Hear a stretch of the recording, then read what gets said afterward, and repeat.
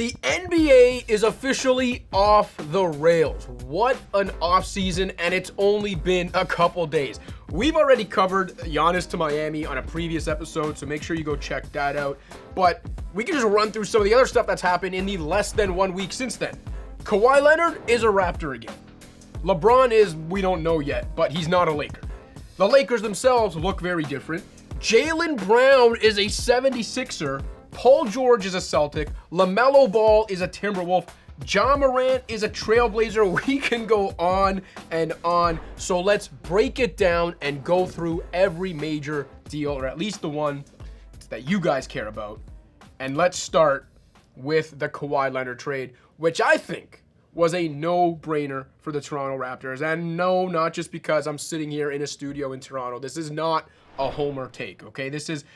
I understand the obvious risk, okay? In the 4 years since missing an entire season recovering from a torn ACL, Kawhi has averaged just 55.5 games per year. He had a checkered injury history before that happened.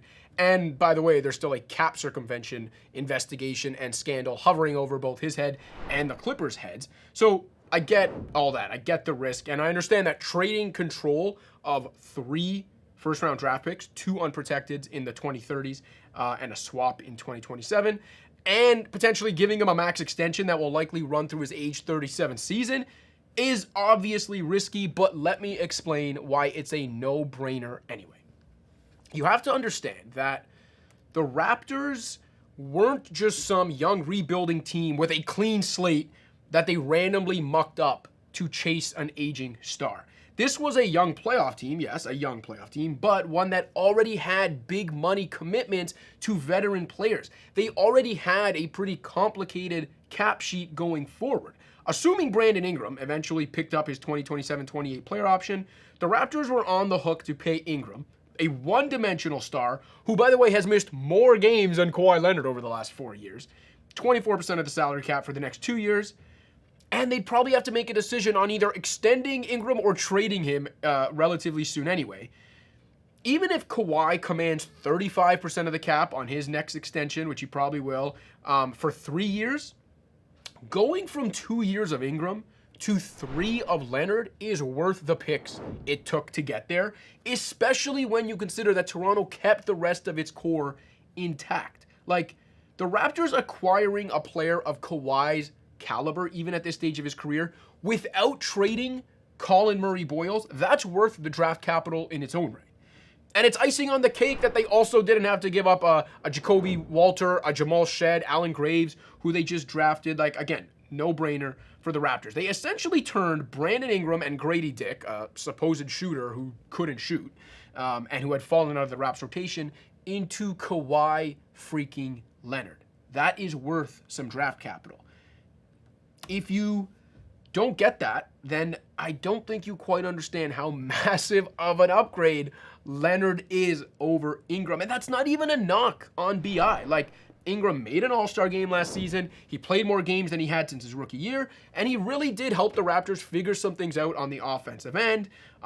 Really helped them when it came to half-court offense. But we saw what Scottie Barnes and the Raptors did without Ingram in the playoffs.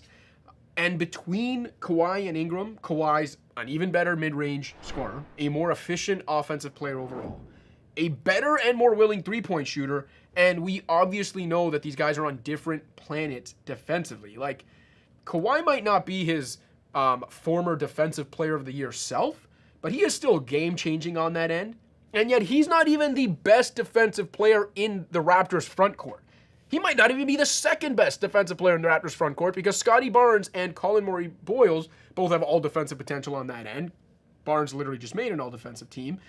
That trio, Leonard, Barnes, Murray-Boyles, is going to be terrifying defensively.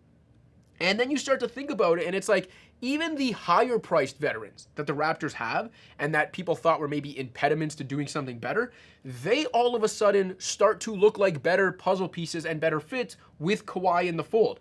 RJ Barrett, who's extension eligible himself, he can be a really important off-ball threat and kind of a release valve for Kawhi and Barnes. And his defensive shortcomings suddenly get masked a lot better on that end of the floor with Kawhi joining Barnes and Murray-Boyles. Emmanuel Quickley, his job just got a lot easier. He doesn't need to necessarily justify his contract or a larger role anymore. He can literally just be a caretaking point guard and shooter around Kawhi and Barnes, especially if Scottie Barnes can kind of touch the heights he did in the playoffs as a point forward. Now, the Jakob Poeltl contract, he's owed almost $104 million over the next few years. Yeah, that is still a problem. But the Raptors no longer have to view that Poeltl contract as one that will impede their ability to pair Barnes with another star because, again, they've now landed that big fish in Leonard, and they're still deep enough to survive regular season stretches without Kawhi. And that's another thing. It's not like the Raptors took this massive swing and traded all these picks on Kawhi to desperately need him for 70-plus games a year because they're left with nothing after that. No, like, I'm only expecting Kawhi to play 50 to 60 games per year. I'm being realistic. But the Raptors have a good team. They have good depth.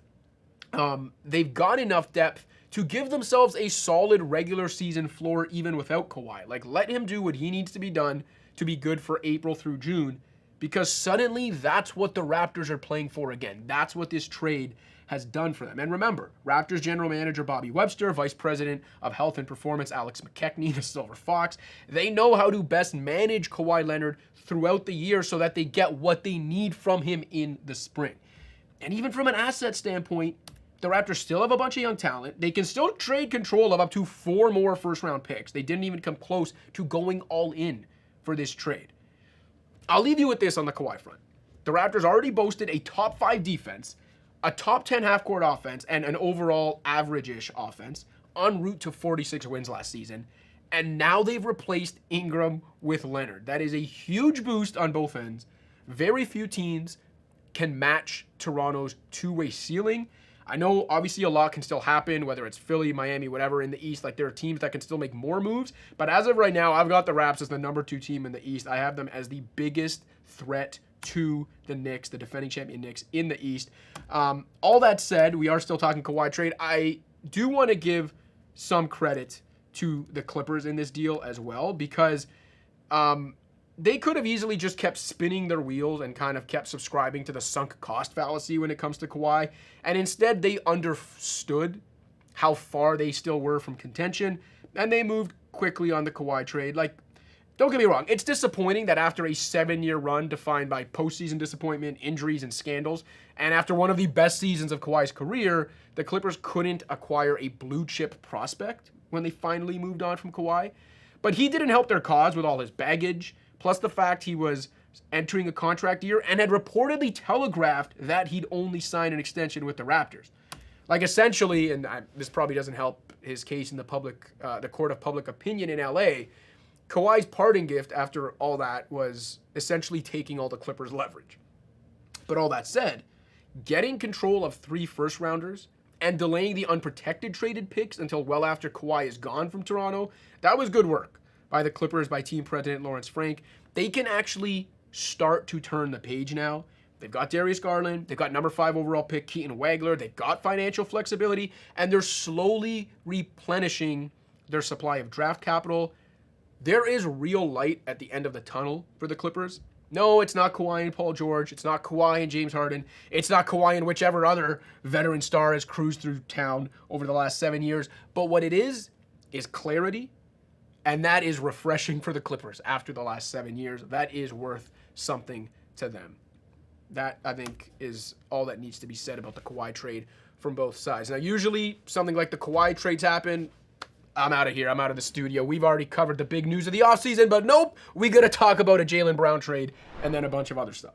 I'm not even the biggest Jaylen Brown guy. Some of you may recall, actually, a couple months back, if you watch all the videos we put up, I actually called him the most overrated player in the league. I figured that if any team met what I assumed would be Boston's asking price for Jaylen Brown, I would come in here and I'd say, Jaylen Brown is not worth the price that whatever team gave up for him. But then the stuck-in-limbo 76ers turned 2 years of Paul George and 2 first-round picks into 3 years of Jaylen Brown, and I can't dump on that from Philly's perspective. That is the equivalent of Philly pulling a rabbit out of its hat. I may not be the biggest Jaylen Brown believer, but even I know You should not rush to trade an all-NBAer to a bitter rival, and one that just eliminated you from the playoffs a few months ago, by the way, for 2026 Paul George and a couple first-rounders. Like, what are the Celtics doing? Even if, like me, and like the on-off numbers, and like the big, bad, scary analytics, even if, like all of us, you don't think Jaylen Brown's on-court impact and value measures up to his raw stats and his contract, because he's a volume scorer, because he's an inconsistent shooter, an overrated defender, he's prone to bouts of tunnel vision, all of that. Guess what? He's also significantly and unquestionably better than Paul George. Jaylen Brown's coming off a season where he averaged roughly 29 points, 7 rebounds, and 5 assists, while serving as the number one option for an overachieving 56-win Celtics team. Earned All-NBA second-team honors. Paul George, at this point of his career, is closer to a 3-and-D role player. Jaylen Brown has never played less than 76% of his team's games in a season. Paul George has cracked the 60-game mark once in the last 7 years. Jaylen Brown is 6 years younger. Like, even Brown's Supermax contract, which would be problematic for a lot of teams, and in general is problematic, it's tolerable for a Sixers team that is ditching Paul George's deal. Like, yeah, Jaylen Brown's owed $183 million over the next 3 years. It's roughly 35% of the cap. Not great. But that doesn't seem so bad when just a few days ago, Philly thought it still owed the inferior and older Paul George like $111 million over the next 2 years, roughly 33% of the cap. The Sixers got better, they got younger, they got more cost-effective without having to sacrifice a prospect like VJ Edgecombe. That is worth a couple first-rounders, even when one of those picks is unprotected and won't convey until long after the Sixers' current core is gone. Between Tyrese Maxey's shooting, Brown's bully ball, VJ Edgecombe's dynamism, the Sixers can at least sniff the fringes of contention for the next few years. And barring a miraculous return to health for Joel Embiid, there was no world in which they could have said that with Paul George in Jaylen Brown's place. On the other side of this deal, I have no idea how Boston can possibly justify this. Like, I really don't. The decision to trade Brown in general, completely defensible. Reasonable, even. Again, given all the things I said about Jaylen Brown and why I'm not the biggest believer in his impact. And I get that there was clearly friction between the two sides after Boston tried to trade Brown for Giannis Antetokounmpo. I get that the Celtics likely realized that, hey, Brown's polarizing value would never be higher than it was after an All-NBA career year. But the only thing was, this wasn't selling high. If Paul George plus control of a couple first-rounders was the best the Celtics could do, then they were better off either waiting out the market or finding a way to make it work with Brown still in the fold. Like, even if you're skeptical of Brown's overall impact, the Celtics had proof of concept at the very least that pairing Brown with Jason Tatum results in perennial contention. If the relationship between Brown and the Celtics was truly damaged beyond repair, fine, maybe you make a deal eventually, but like, was a July 1st trade, a rushed trade to a bitter rival really necessary? The Clippers acquired control of 3 first-round picks, as we discussed earlier, for a 35-year-old Kawhi Leonard. And yes, Kawhi's a better player than Jaylen Brown, but still, I'm just comparing this, the Brown deal to deals in the same week here. Clippers got 3 first-round picks, essentially, 2 in a swap for a 35-year-old Kawhi Leonard. The Utah Jazz, and we're going to talk about this later in the show, turned injury-prone zero-time All-Star Walker Kessler into control of 4 additional first-round picks. The Celtics turned career year Jaylen Brown into Paul George and 2 picks. Like, both of those are better, those deals I mentioned are better hauls than what the Celtics got for Jaylen Brown. Like, a better haul would have been available at some point this summer. Or at least that's what I think. Brad Stevens, that Celtics front office, it was bulletproof for a long time. There wasn't a lot you can say about it. They are officially on the clock. They officially have some explaining to do, or I don't know, maybe this is just a sign that new ownership in Boston is pulling the strings. Right? We've talked a lot about the Eastern Conference and kind of what's shaken there. Let's head out west. Let's talk about the LeBron James-less Los Angeles Lakers, who added Walker Kessler, Quentin Grimes, Sandro Mamukelashvili, and Colin Sexton after giving Austin Reeves about $185 million. So first of all, with or without LeBron, the Lakers' biggest priorities this summer were retaining Austin Reeves and finding a long-term solution at center. So check and check, right? Got Austin Reeves signed long-term, and they got Walker Kessler. Job well done, right? Not so fast. $130 million over 4 years to Walker Kessler in this day and age, actually not that bad. Could prove a bargain if we're just talking strictly financially. It's less than 18% of the salary cap. You got to remember how inflated the NBA cap is nowadays. So, 30 whatever million dollars for Walker Kessler, not as bad as it sounds. And I know he's missed more than 48 games in the last 3 seasons. He missed almost the entire season last year with a shoulder injury. But Kessler is an efficient big man. He's an elite offensive rebounder. He's got all defensive potential. And he's experimented with an improved three-point shot. He could be exactly what Luka Doncic and Reeves need, both as an offensive companion and to help insulate them on the defensive end. But trading control of 4 first-round picks for Walker Kessler is a crazy bet on all that aforementioned upside. The Lakers now, they don't have any tradable first-rounders left over the next 7 years, and they've basically capped themselves out for the remainder of Doncic's current contract, which means they need to prove themselves as legitimate contenders for all of this to be worth it, but that's going to be tough. Like, Grimes runs hot and cold. He can score in bunches, but he's a streaky shooter, one-way guard on a team that needs defenders and more consistent spacing around Doncic and Reeves. There's going to be nights when it feels like the Lakers got Grimes on a bargain, and there are going to be other nights when he looks like one of the worst mid-level deals in the league. Mamu is a solid floor-spacing big man. He can also put the ball on the floor a little bit. I watched a lot of him, obviously, here in Toronto. Got to talk to Mamu a bunch in my time covering the league from Toronto. Good guy, good locker room guy, good player. Fine deal for the Lakers. Sexton, efficient scoring guard, very respected locker room guy. I can say that even when I was in the Charlotte room earlier this year, and LaMelo Ball, who we'll talk about later, was being kind of a clown. Sexton seemed to be kind of this very respected veteran locker room voice. So I think, again, good pickup for the Lakers in a vacuum. He can play either backcourt position. But between Grimes and Mamukelashvili and Sexton, and obviously Doncic and Reeves, the Lakers are going to be asking a lot of Kessler on the back end to make up for a lot defensively. I do not like this team's defensive makeup.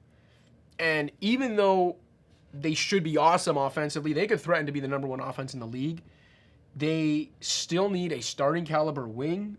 They obviously need more defense to contend, and they don't really have much flexibility to find that wing or to find that much needed defense. This team is not balanced, not enough defense in front of Kessler, inflexible to do anything else. Not a big fan of this Lakers offseason. I don't think this team is good enough. Let's see if Doncic and company can prove me wrong. Quick note on the Jazz losing Kessler in the sign-in trade.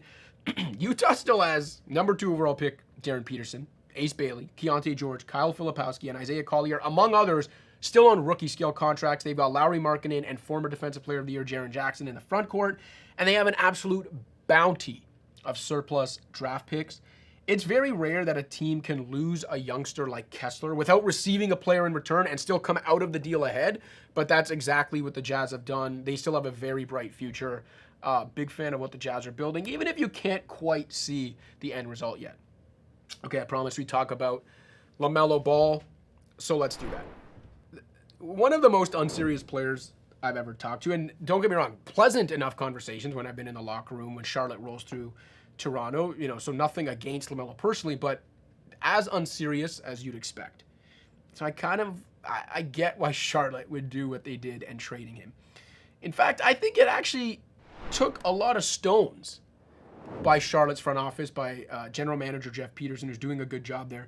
And the reason I say it took a lot of guts, and I commend the Hornets for this, is because there are a lot of front offices, actually there are most NBA front offices, where even if they thought this was the deal they had to make, even if they thought, man, we should probably trade LaMelo Ball, they wouldn't have the guts to do it after just having the most exciting season the franchise has had in over a decade.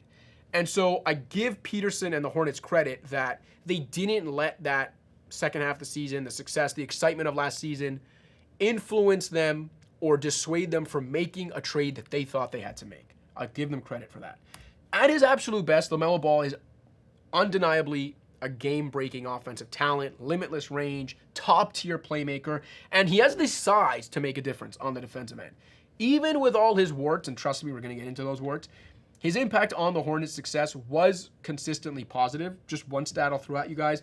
Among 77 players who logged at least 2,000 minutes last season, Ball's on-off differential, which was plus 9.9, ranked 6th, according to Cleaning the Glass. And what that on-off differential is essentially how the Hornets performed with LaMelo Ball on the court versus off the court, 6th ranked.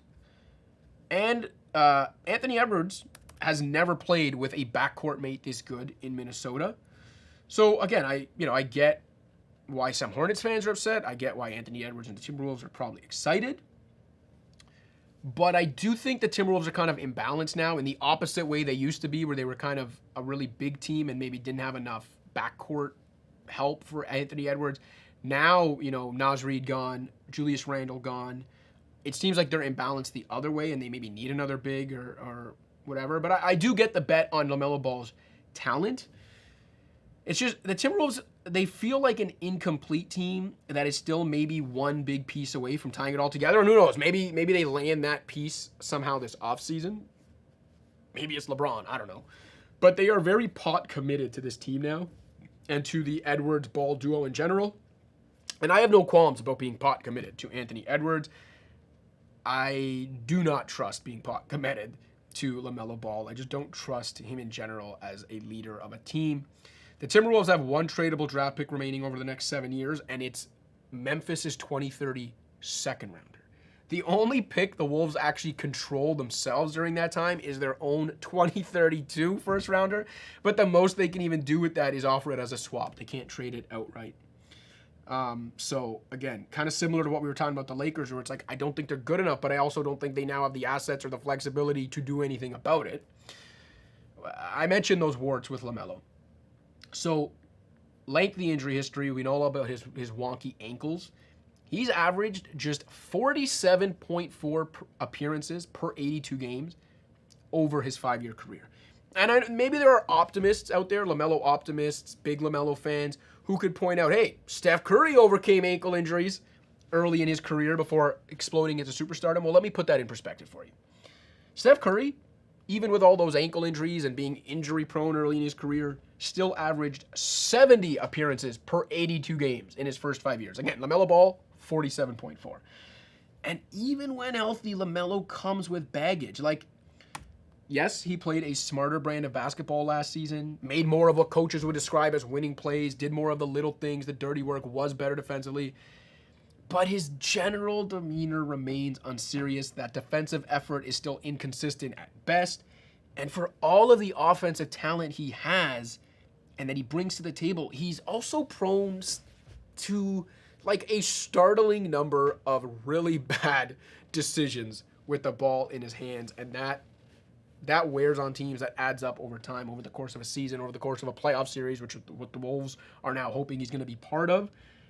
Maybe you can argue like, hey, that stuff will be negated and limited playing beside an alpha like Ant, who will have the ball in his hands in the biggest moments.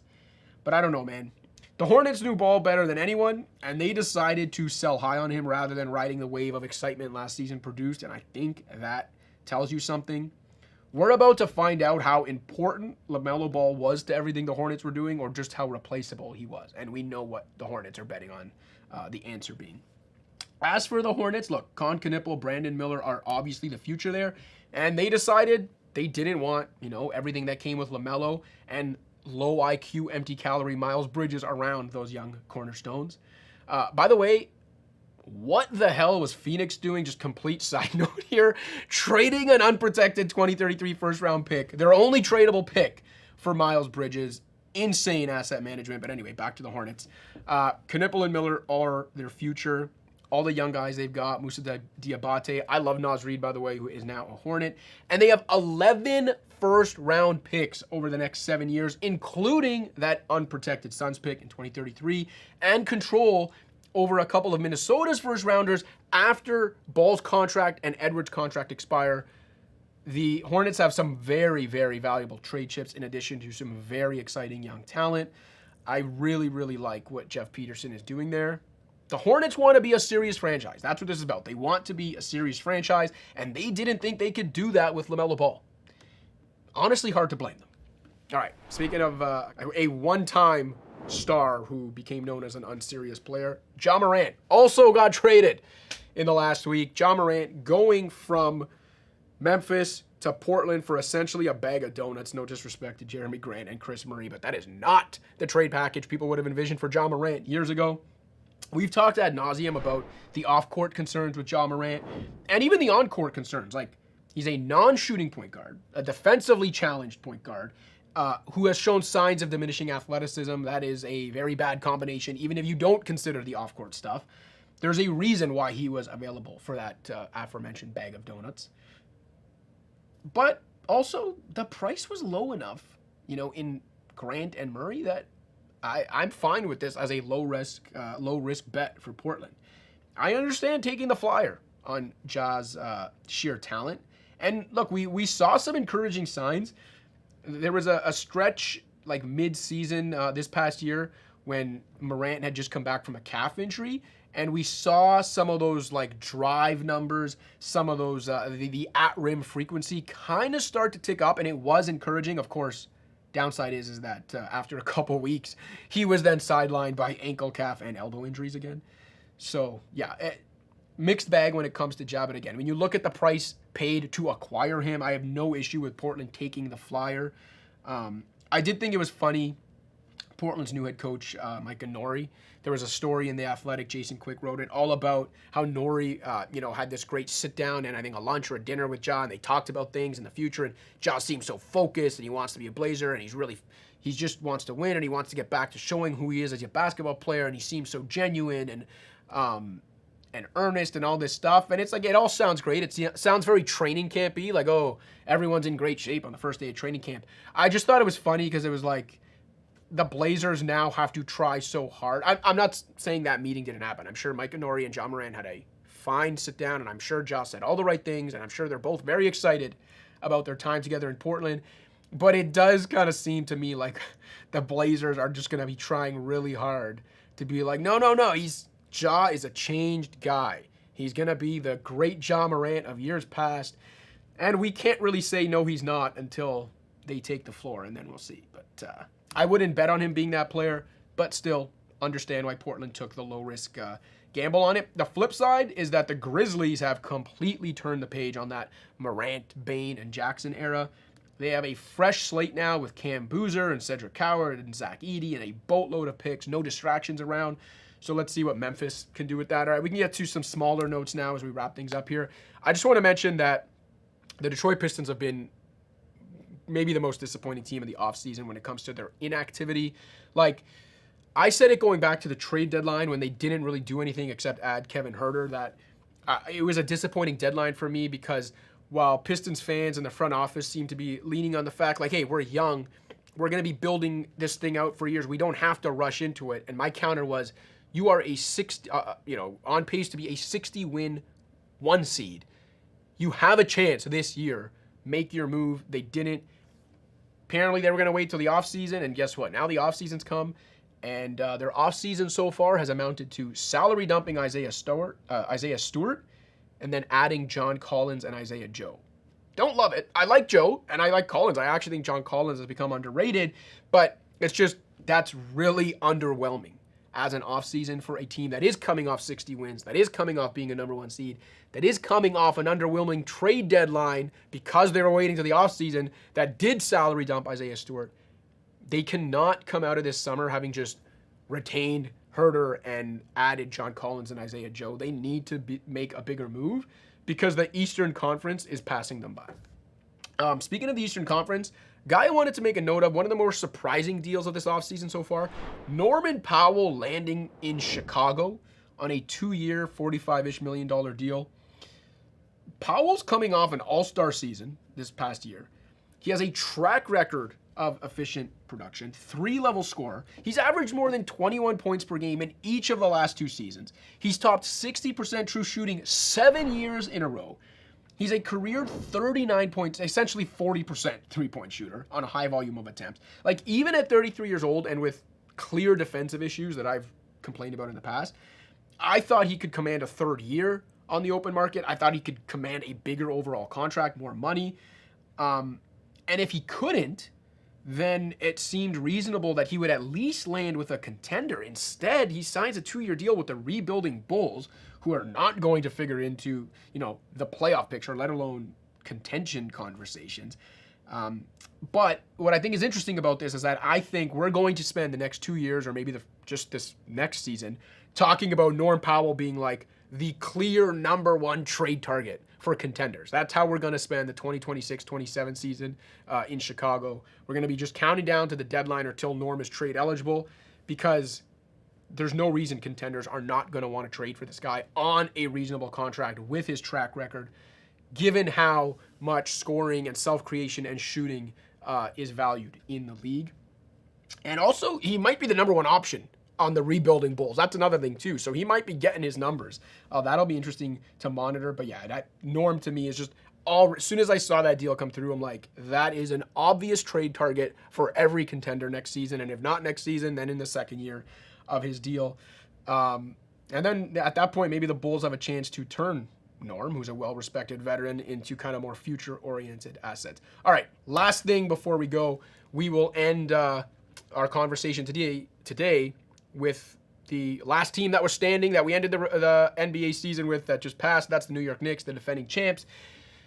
They lose Mitchell Robinson. Robinson goes to the Celtics, by the way. I know I ripped the Celtics for the Jaylen Brown trade. I wouldn't be shocked if the Celtics end up still having a sneaky good year with Tatum, Pritchard having a bigger role. Derek White is just a minutes winner. And Mitchell Robinson, also a minutes winner. I know the foul, free throw issues, his health and durability concerns, but Mitchell Robinson wins minutes. He wins his minutes. Elite offensive rebounder, rim protector, does his job, helps get the other team into the penalty and your own team into the bonus earlier in quarters. But not really want to talk about the Celtics. It's more about the Knicks. Really disappointing that they lost him. I know everyone's just still celebrating the first title in 53 years in Knicks land in New York. But this is a bummer to me, and it's a bummer because of why they lost him. And it's strictly financial, because James Dolan, the owner, who couldn't even go like 1 minute just basking in the glow of being liked maybe in New York for a hot minute after, running the team, owning the team that finally broke this Knicks curse, comes out and says it would be suicidal or something along those lines to go into the second apron. I'm not going to do it. I'll cut as big a check as I can, but not a second apron level check. So essentially the Knicks treated the second apron as a hard cap, and because of that, they were unable to retain Mitchell Robinson, who, yeah, he's a reserve, but was so important to this team, was their longest tenured player. I just think it's a bummer. I think the Knicks should have done what they had to do, and James Dolan should have done what he had to do to keep a literal championship team together. And the fact that they didn't, strictly for financial reasons, is really, really annoying. So yeah, that was my last thought. Let me quickly check my phone here to make sure that while I've been in here talking to y'all, LeBron James didn't sign. He did not. Okay, so we can wrap it up there. That has been my takes on all things NBA offseason extravaganza. I cannot believe how much has already happened. I'm sure I will sit down here in a few days or next week and we'll be talking about where LeBron James is going, and because of how crazy the NBA is, probably something else too. But that's why we love the league, and I love what I do, and I love talking to you about this league. So thanks for sticking with me today and listening to me kind of scream into this void and empty studio with you. Don't forget to download the Score app, where you can read all of my NBA content. You can find all of our sports content in general. Make sure you're liking all these videos, that you are subscribed to this channel, and I'll catch you next time.